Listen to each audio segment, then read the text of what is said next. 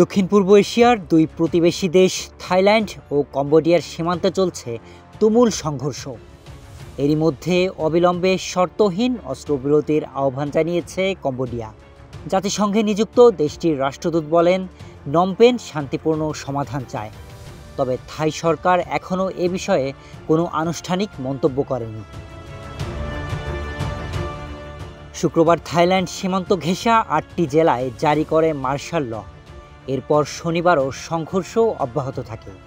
Thailand জানিয়েছে তাদের উপকূলবর্তী নতুন এক এলাকায় কম্বোডিয়ার বাহিনী হামলা চালায়, তবে তা তার সেনাবাহিনী প্রতিহত করেছে। সংঘর্ষে এখন পর্যন্ত দুই পক্ষের 32 জন নিহত হয়েছেন। নিহতদের মধ্যে সেনা ও বেসামরিক নাগরিক রয়েছে।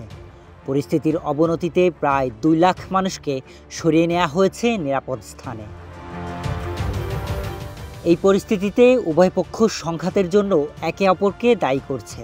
থাইল্যান্ডের ভারপ্রাপ্ত প্রধানমন্ত্রী জানিয়েছেন, সংঘর্ষ সর্বাত্মক যুদ্ধে রূপ নিতে পারে, যা ইতিমধ্যে সীমান্তের 12টি এলাকায় ছড়িয়ে পড়েছে। থাইল্যান্ড অভিযোগ করেছে কম্বোডিয়া বেসামরিক এলাকায় রকেট হামলা চালিয়েছে। অন্যদিকে কম্বোডিয়ার দাবি, থাই বাহিনী তাদের ওপর ক্লাস্টার বোমা ব্যবহার করছে, যা বেসামরিকদের জন্য মারাত্মক হুমকি। এমন পরিস্থিতিতে আন্তর্জাতিক সম্প্রদায় দ্রুত অস্ত্রবিরতির আহ্বান জানিয়েছে। ইতোমধ্যে মালয়েশিয়া ও যুক্তরাষ্ট্র আলোচনার মাধ্যমে সমাধানের প্রস্তাব দিয়েছে। তবে ব্যাংকক বলছে তৃতীয় পক্ষের কোনো মধ্যস্থতার প্রয়োজন নেই। সর্বশেষ তথ্য অনুযায়ী সংঘর্ষে থাইল্যান্ডের 19 ও কম্বোডিয়ার 13 জন প্রাণ হারিয়েছেন। সংঘাত শুরু নিয়ে রয়েছে ভিন্নমত। ব্যাংককের দাবি, নজরদারি ড্রোন পাঠানোর পর কম্বোডিয়া হামলা চালায়।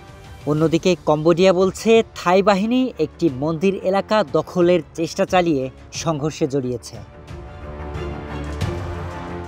এই দুই দেশের সীমান্ত বিরোধের ইতিহাস বহু পুরনো। ফরাসি ঔপনিবেশিক আমলের পর থেকেই চলে আসছে এই বিরোধ, যা সময়ে সময়েই রূপ নেয় রক্তক্ষয়ী সংঘর্ষে।